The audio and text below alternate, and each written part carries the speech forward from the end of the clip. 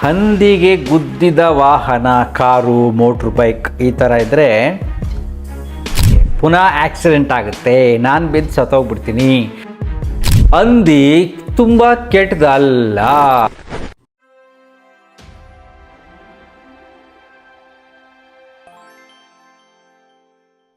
ನಮಸ್ಕಾರ ಸ್ನೇಹಿತರೆ.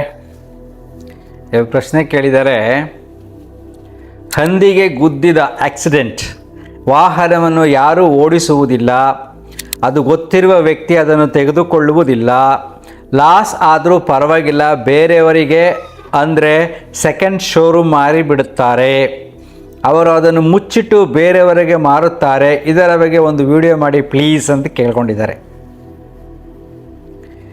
ಹಂದಿಗೆ ಗುದ್ದಿದ ವಾಹನ, ಕಾರು, ಮೋಟ್ರ್ ಬೈಕ್ ಈ ಥರ ಇದ್ದರೆ ಮೊದಲು ಅವ್ರಿಗೆ ಮನಸ್ಸಿಗೆ ಏನು ಬರುತ್ತೆ ಅಂದರೆ, ಕೆಟ್ಟದಾಗುತ್ತೆ, ಪುನಃ ಆಕ್ಸಿಡೆಂಟ್ ಆಗುತ್ತೆ, ನಾನು ಬಿದ್ದು ಸತ್ತೋಗ್ಬಿಡ್ತೀನಿ ಅಂತ ಈ ಥರ ತಲೆಗೆ ತುಂಬ ಜನ ಬಿತ್ತುಬಿಟ್ಟಿದ್ದಾರೆ. ನಿಮ್ಮ ಗಾಡಿಗೆ ಹಂದಿ ಗುದ್ದಿದೆ ನೋಡಿ ನೋಡಿ, ಇನ್ನು ಮೇಲೆ ಗಾಡಿನ ಮುಟ್ಟಕ್ಕೆ ಹೋಗ್ಬಿಡಿ, ಬಂದಿದ್ದ ರೇಟ್ ಗಾಡಿನ ತಳ್ಳಿಬಿಡಿ. ಕಾರ್ಗೆ ಹಂದಿಗೆ ಗುದ್ಬಿಟ್ಟಿದೆ, ಈಗ ಏನ್ ಮಾಡ್ಲಿ? ಅಯ್ಯಯ್ಯೋ, ಹಾಗಾದ್ರೆ ಒಂದು ನಿಮಿಷನೂ ಕಾರ್ ಇಟ್ಕೋಬೇಡಿ, ಬಂದಿದ್ ರೇಟಿಗೆ ಮಾರ್ಬಿಡಿ. ಹಿಂದಿನ ಕಾಲದಲ್ಲಿ ಕಾಡಂದಿಗಳು ಜಾಸ್ತಿ ಇತ್ತು, ಮನುಷ್ಯ ಕಾಡಲ್ಲಿ ವಾಸವಾಗಿರ್ತಿದ್ದ. ಈಗಲೂ ಕೂಡ ಕಾಡಲ್ಲಿ ಹಂದಿಗಳು ಜಾಸ್ತಿ ಇರುತ್ತೆ. ಆಗ ಎಲ್ಲರಿಗೂ ಹೋಗ್ಬೇಕಾದಾಗ ಏನೋ ಒಂದು ಏಟಾಗಿರುತ್ತೆ. ಸೊ ಹಂದಿ ಅಡ್ಡ ಬಂದಾಗ ಹಿಂಗೆ ಆಗ್ಬಿಡ್ತು ಅಂತ ಹೇಳಿರ್ತಾರೆ, ನೀನು ಅಲ್ಲಿ ಹೋಗ್ಬೇಡ, ಆ ದಾರಿನಲ್ಲಿ ಹೋಗ್ಬೇಡ, ಕೆಟ್ಟದಾಗುತ್ತೆ ಅಂತ ಹಿಂದೆ ಹೇಳಿರ್ತಾರೆ. ಅಕಸ್ಮಾತ್ ಅವ್ರ ಮಾತು ಕೇಳದೆ ಅವನ ದಾರಿಯಲ್ಲಿ ಹೋಗಿದ್ರೆ ಪುನಃ ಏನಾದರೂ ಆಕ್ಸಿಡೆಂಟ್ ಆದರೆ ಆ ಭಯದಿಂದ, ಹಂದಿ ಬರುತ್ತೆ ಅಂತ ಭಯದಿಂದನೂ ಅವನೇ ಬಿದ್ದಿರ್ಬೋದು, ಪುನಃ ಹಂದಿ ಬಂದಿರ್ಬೋದು, ಅದಕ್ಕೆ ಹೊಡೆದಿರ್ಬೋದು, ಅವ್ನು ಬಿದ್ದಿರ್ಬೋದು, ಅವ್ನು ಸತ್ತಿರ್ಬೋದು. ಈ ರೀತಿ ಆದಾಗ ಕೆಲವಾರು ವಿಚಾರಗಳು ಮೌಢ್ಯವಾಗಿ ಜನರಿಂದ ಜನರಿಗೆ ಕೆಟ್ಟು ಚೆನ್ನಾಗಿ ಭಯ ಬರೋದು, ಪ್ರಸಾರ ಜಾಸ್ತಿ ಆಗುತ್ತೆ. ಆ್ಯಕ್ಚುಲಿ ಯೂಟ್ಯೂಬಲ್ಲಿ ಸಕ್ಸಸ್ ಆಗಬೇಕು ಅಂದರೆ ಮೌಢ್ಯವನ್ನು ಬಿತ್ತಬೇಕು, ಜೋರಾಗಿ ಭಯ ಪಡಿಸ್ಬೇಕು. ನಿಮಗೆ ಹಂಗಾಗತ್ತೆ, ಹಿಂಗಾಗತ್ತೆ, ಅದು ಮಾಡಬೇಡಿ, ಇದು ಮಾಡಬೇಡಿ, ಹಿಂಗಂತ ಹೇಳಿದ್ರೆ ಅದು ಜಾಸ್ತಿ ಜನ ನೋಡ್ತಾರೆ. ಲಕ್ಷಾಂತರ ಜನ, ಮಿಲಿಯನ್ಸ್ ಗಟ್ಟಲೆ ವ್ಯೂಸ್ ಬರುತ್ತೆ ಭಯ ಪಡಿಸಿದ್ರೆ. ನೀವೇನು ಭಯ ಪಡಬೇಡಿ, ನೀವು ಆರಾಮಾಗಿರಿ, ಏನೂ ಆಗಲ್ಲ ಅಂದರೆ ಅದನ್ನ ಯಾರೂ ನೋಡೋಕ್ಕೆ ಹೋಗಲ್ಲ. ಇದು ವಾಸ್ತವ ಸತ್ಯ. ಈಗ ನಾನು ಯೂಟ್ಯೂಬಲ್ಲಿ ವೀಡಿಯೋಸ್ ಮಾಡಿದ್ರೆ ಮಧ್ಯೆ ಯೂಟ್ಯೂಬ್ ನೋಡ್ತಾ ಇರ್ತೀನಿ, ಕೆಲವು ನೋಡಬೇಕು, ಇಲ್ಲಿದ್ದೆಲ್ಲ ಸುಳ್ಳು ಹೇಳಿ ಏನೇನೆಲ್ಲ ಭಯ ಪಡಿಸ್ತಾ ಇರ್ತಾರೆ, ಲಕ್ಷಾಂತರ ವ್ಯೂಸ್ ಬರುತ್ತೆ. ಇದು ಮನುಷ್ಯನ ಮನಸ್ಸಿನ ಸ್ಥಿತಿ. ಸೊ ದೇವರುಗಳು ಹಾಗೇ ಎಲ್ಲ ಸೃಷ್ಟಿಯಾಗಿರೋದು, ಕೆಲವರು ಪೂಜೆ ಪುನಸ್ಕಾರ ಹಾಗೆ ಸೃಷ್ಟಿಯಾಗಿರೋದು. ಭಯಪಡಿಸಿ ಯಾಕಂದರೆ ಅದು ಭಯ ಆಗ್ತಾಯಿತ್ತು, ಜನ ಕಡಿಮೆ ಇರ್ತಾಯಿದ್ರು, ಕಾಡು ಜಾಸ್ತಿ ಇರ್ತಾಯಿತ್ತು, ಪ್ರಾಣಿಗಳ ಕಾಟ ಇರ್ತಾಯಿತ್ತು. ಅದಕ್ಕೆ ಎಲ್ಲ ಪ್ರಾಣಿಗಳಿಂದ ದೇವರು ಮಾಡಿದ್ರು. ಅದೊಂದು ದೊಡ್ಡ ಸಬ್ಜೆಕ್ಟು. ಈಗ ಹಂದಿ ವಿಚಾರಕ್ಕೆ ಬರೋಣ. ಹಂದಿ ತುಂಬ ಕೆಟ್ಟದಲ್ಲ. ಯಾಕೆಂದರೆ ಅದನ್ನು ತೋರ್ಸೋಕ್ಕೆ ಕತೆ ಪುರಾಣದಲ್ಲಿ ಬಂದಿದೆ. ಈಗ ಒಂದು ಹಾಡು ಬೇರೆ ಆಗ್ತೀವಿ ಕೇಳಿ, ವರಾಹ ರೂಪಂ ಬರುತ್ತಲ್ವಾ? ವರಾಹ ರೂಪಂ ದೈವವರೀಶಂ. ಕಾಂತಾರ ಸಿನಿಮಾ ಎಷ್ಟು ಸೂಪರ್ ಆಯ್ತು ನೋಡಿ. ಆ ಸಿನಿಮಾದಲ್ಲಿ ಬರೋದೇ ಇದು ಮೇಯ್ನ್ ಪ್ರಾಣಿ, ಅದೇ ದೊಡ್ಡ ದೇವರು. ಅದನ್ನು ಮಾಡ್ತಾ ಇಲ್ವಾ ಜನ? ಅದನ್ನೆಲ್ಲ ಸ್ವೀಕಾರ ಮಾಡಿಲ್ವಾ? ನೆಕ್ಸ್ಟ್ ಸ್ವಲ್ಪ ನೀವು ಚಿಂತನೆ ಮಾಡಿ ನೋಡಿ. ದೇವರನೇ ವರಾಹ ರೂಪವನ್ನು ತಗೊಂಡಿದ್ದಾನೆ. ರೂಪ ತಗೊಂಡು ಅದನ್ನು ತುಂಬ ಜನ ಪೂಜೆ ಮಾಡ್ತಾರೆ. ದೇವರೇ ಹಂದಿಯ ರೂಪವನ್ನು ತಾಳಿದಾಗ ಆ ಹಂದಿ ಹೇಗೆ ಕೆಟ್ಟದಾಗುತ್ತೆ?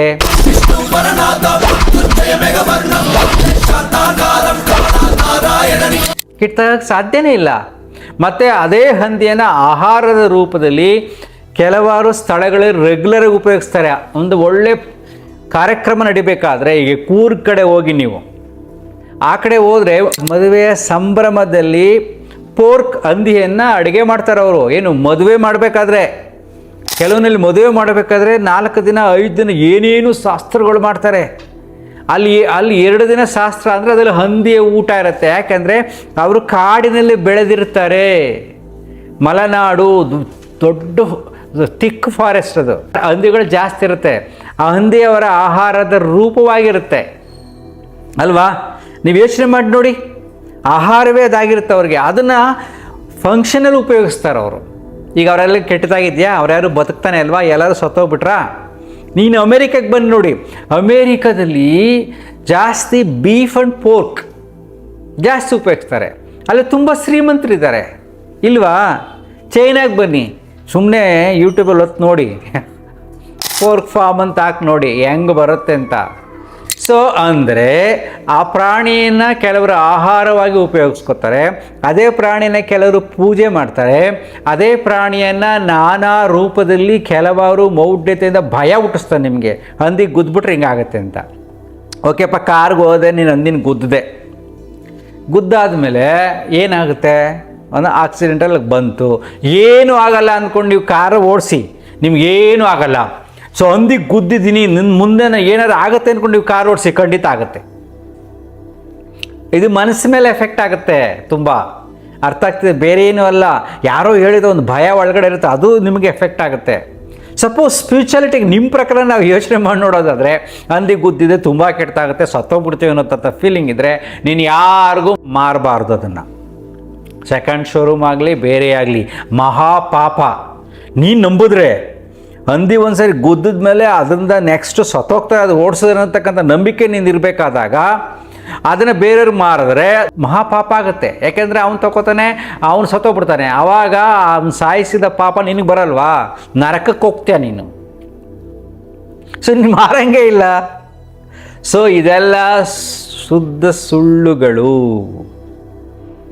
ಆಕ್ಸಿಡೆಂಟಲ್ಲಿ ಬಂದಿರುತ್ತೆ, ಅದು ಹಾಗಿರುತ್ತೆ ಅಷ್ಟೇ. ಅದ್ರ ಬಗ್ಗೆ ತಲೆ ಕೆಡ್ಸ್ಕೊಳ್ಳೋಕೆ ಹೋಗ್ಬೇಡಿ. ಹಂದಿ ಗುದ್ದರೂ ಏನಾಗಲ್ಲ, ಬೇರೆ ಪ್ರಾಣಿ ಗುದ್ದಿದ್ರು ಏನಾಗಲ್ಲ, ಗಾಡಿಗೆ ಏಟಾಗುತ್ತಷ್ಟೇ, ಪ್ರಾಣಿ ಸಾಯುತ್ತಷ್ಟೇ. ಅದು ಬೇರೆ ಸಮಸ್ಯೆಗಳು ಬರ್ತದೆ ಸಣ್ಣ ಪುಟ್ಟ. ಅವ್ರು ಸಾಕಿರೋ ಪ್ರಾಣಿ ನೀನು ಗುದ್ಬಿಟ್ಟು ಸತ್ತೋಗ್ಬಿಟ್ರು ಅವ್ನು ದುಡ್ಡು ಕೇಳ್ತಾನೆ. Got it? ಸೊ ನೆಕ್ಸ್ಟ್ ನಿಮ್ಗೆ ಹೇಳ್ತೀನಿ, ಒಂದು ಸತ್ಯವನ್ನೇ ಹೇಳ್ತೀನಿ ನೋಡಿ. ಎಷ್ಟು ಚೆನ್ನಾಗಿದೆ ಅಂದರೆ, ಈ ರೀತಿಯಾದ ಹಂದಿಗೆ ಗುದ್ದರೆ ಕೆಟ್ಟದಾಗುತ್ತೆ ಅನ್ನತಕ್ಕಂಥ ಚಿಂತನೆಗಳು ಕೆಲವಾರು ಜನಗಳಲ್ಲಿ ಮಾತ್ರ. ಬೇರೆ ಬೇರೆ ದೇಶಗಳಲ್ಲಿ ಈ ನಂಬಿಕೆ ಇಲ್ಲ. ನಮ್ಮ ಕರ್ನಾಟಕದಲ್ಲೂ ಕೂಡ ಸ್ವಲ್ಪ ಜನರಿಗೆ ಮಾತ್ರ ಆ ನಂಬಿಕೆ ಇದೆ. ಅದು ಸ್ವಲ್ಪ, ಎಲ್ಲೋ ಒಂದು 50 ಲಕ್ಷ ಅಷ್ಟೇ. 6 ಕೋಟಿನಲ್ಲಿ ಒಂದು ಅಷ್ಟು ಜನಕ್ಕೆ ಇದೊಂದು ನಂಬಿಕೆ ಇರುತ್ತೆ.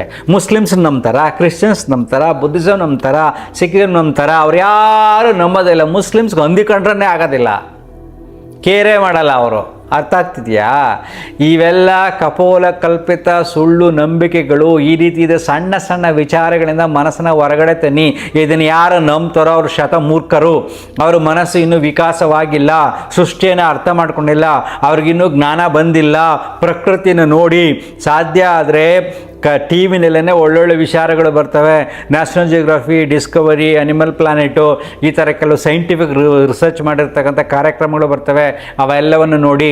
ನಿಮಗೆ ಇಂಗ್ಲೀಷ್ ಚೆನ್ನಾಗಿ ಅರ್ಥ ಆದರೆ ಕೆಲವು ಇಂಗ್ಲೀಷ್ ಚಾನಲ್ಗಳಲ್ಲಿ ನ್ಯೂಸ್ಗಳನ್ನು ನೋಡಿ.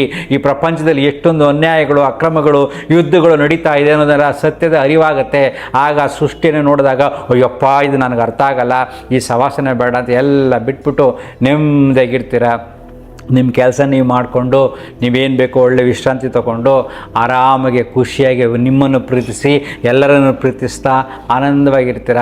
ಕೊನೆಗೆ ಏನೂ ಅರ್ಥ ಆಗಿಲ್ಲ ಅಂದರೆ ಬಿಟಾಕಿ, ಅಂತರ್ಮುಖಿ ಸದಾ ಸುಖಿ. Thank you.